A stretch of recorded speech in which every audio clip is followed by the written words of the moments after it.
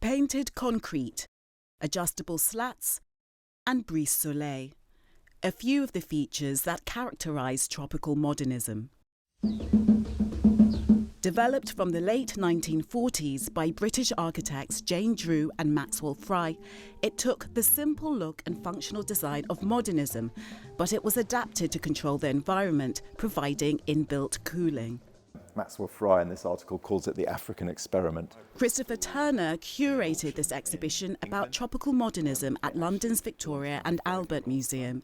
The buildings were developed for the regions close to the equator, identified as the tropics. This show focuses on the form it took in India and West Africa. I think tropical modernism is an incredibly important story because it shows this moment of cross-cultural exchange. I think we have really important lessons to learn from tropical modernism about how to work with rather than against climate when we build. And a lot of contemporary architects are interested in this history, interested in histories of alternative modernism, but also in the way that these buildings use science to create buildings that were comfortable. Although tropical modernism was pioneered by British architects Jane Drew and Maxwell Fry during British colonial rule, it was championed as a symbol of modernity by Ghana's first Prime Minister Kwame Nkrumah, even after the country's independence. The battle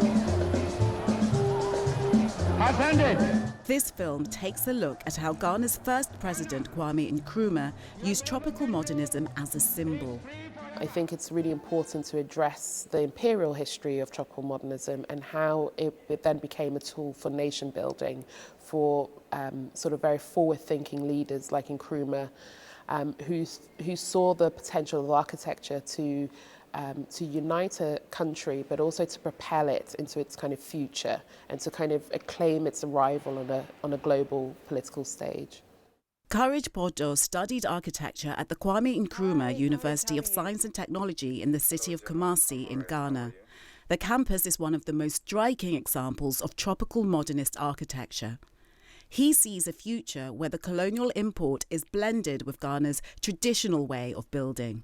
As much as I reference them for their technical prowess in mitigating climate and adapting to the climate and performing very functionally, I still think they fall short when it comes to the cultural side of architecture and how that relates to the way people use buildings locally in Ghana.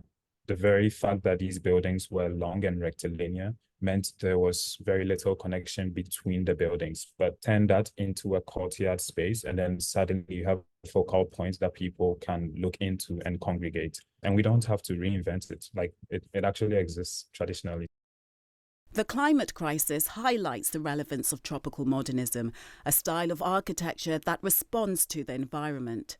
Some say it could provide a foundation for how to address rising temperatures, which a new generation of African architects can build on. Ijoma Ndukwe, BBC News, London.